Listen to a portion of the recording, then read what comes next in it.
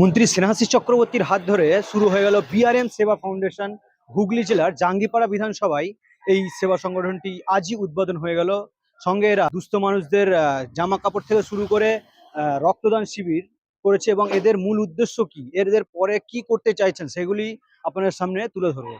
প্রতিষ্ঠান ফাউন্ডেশন আজকে এখানে অনেক আমাদের মা বোনেদের হাতে শাড়ি তুলে দিল এবং বেশ কিছু খাদ্যদ্রব্য তারা বহু দরিদ্র মানুষের হাতে তুলে দিয়েছে। এটা অত্যন্ত ভালো কাজ, কারণ এই সেবা প্রতিষ্ঠান পাশাপাশি এখানে রক্তদান শিবির করেছে এবং আই চেক আপ এবং চক্ষু পরীক্ষা করে তাদের চশমা প্রদানের উদ্যোগ নিয়েছে।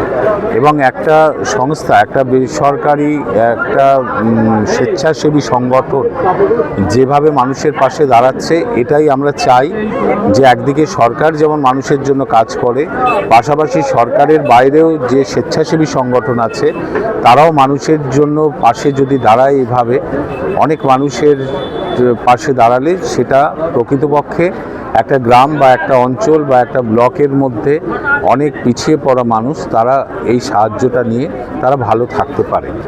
তাই এই প্রতিষ্ঠানের পাশে আমি আছি। আমি যেটা বললাম যে এদের বললাম যে এই ধরনের অনুষ্ঠানে আগামী দিনে আমি এখানকার বিধায়ক হিসেবে, রাজ্যের মন্ত্রী হিসেবে আপনাদের পাশে অবশ্যই থাকব এবং আপনাদেরও কাজ হচ্ছে সাধারণ মানুষের সাথে যোগাযোগ রাখা, প্রচুর মানুষের বিপদে আপদে দাঁড়ানো। সেগুলো যত করা যাবে তাহলে সবাই আমরা ভালো থাকতে পারবো, এটাই তো আমাদের কাজ। তো তাদের এই যে যৌথ উদ্যোগ নিয়ে তারা যেভাবে আজকে মানুষের জন্য মানুষের কাছে পৌঁছে তাদের কাছে বার্তা দিয়ে আজকের এই অনুষ্ঠান একটা ব্লাড ডোনেশন ক্যাম্প, যে ব্লাড ডোনেশন ক্যাম্পের মাধ্যমে তারা তুলে দিতে পারবে যারা নার্সিংহোম হসপিটালে ভর্তি আছে, তাদের সেই অপারেশনের জন্য যে রক্তর প্রয়োজন, তারা এই সময় রক্তের একটা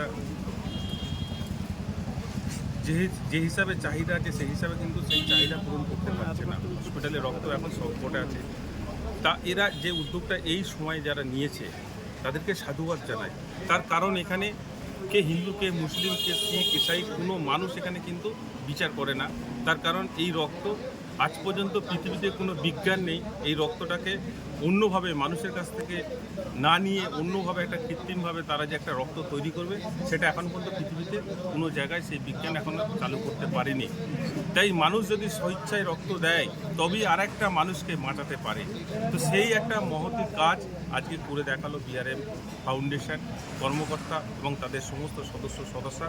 তারা সেই উদ্যোগকে আমি সাধুবাদ জানাই। কোনো ব্যাঘাত ঘটলে কোনো জায়গায় আমরা অ্যাডমিশনের ক্ষেত্রে বলুন, কোনো অসঙ্গতি যদি তৈরি করে, নার্সিংহোমগুলো অনেক পয়সার জন্য করে, সেই জায়গাগুলো আমরা কিন্তু যোগাযোগ করে সেই জায়গাগুলো পাশে দাঁড়াবার চেষ্টা করব, মুমূর্ষু ব্যক্তিদের পাশে থাকার চেষ্টা করবো। এইগুলো আমাদের মূল উদ্দেশ্য। সমাজের এক কথায় যেটা সোশ্যাল ওয়ার্কার হিসেবে আমরা রাজনীতি ঊর্ধ্বে আমরা এটা কাজটা করতে চাই। আমাদের সঙ্গে যুক্ত হতে গেলে, আমাদের সদস্য নিতে গেলে প্রথম হচ্ছে তার ব্যক্তিগত নির্বাচিত আমরা করব, সেই ব্যক্তিটা কেমন, প্রথম মূল উদ্দেশ্য থাকবে এটাই। তারপরে তো আমাদের তো এটা আর কোনো টাকা কড়ির ব্যাপার, এটা তো কিছু ব্যাপার নয়। এটাই ব্যাপার যে আমাদেরকে তো আমাদেরও সব টাকায় করছে এটা নয়। আমি সব থেকে আজকে যাদেরকে আমি ধন্যবাদ জানাবো, আমরা না একটু শরীর দিয়ে খাটাখাটুনি করেছি, কমিটি নাই করেছে, যারা টাকাগুলো দিয়েছে। আজকে যখনই বলেছি যে এই করব, কত মানুষ 5,000 10,000 কেউ শাড়ি কিনে দিয়েছে, কেউ লুঙ্গি কিনে দিয়েছে।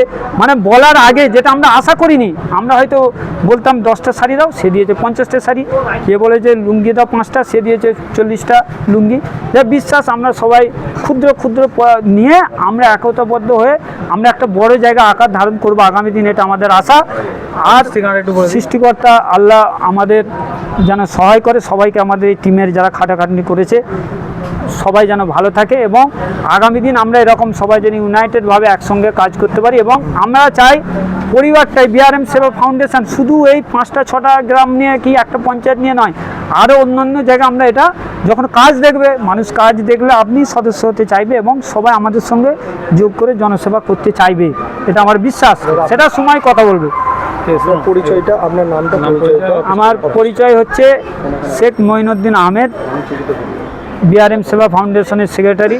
আমাদের বসন্তপুর বাজার সংলগ্ন মোহনপুর মৌজা এখানে আমাদের বিআরএম সেবা ফাউন্ডেশনের নতুন আজকে অফিস উদ্বোধন হলো। এই অফিসে আমরা কার্যালয় অফিস করেছি, যেটা ওখান থেকে কাজকর্ম আমরা করব।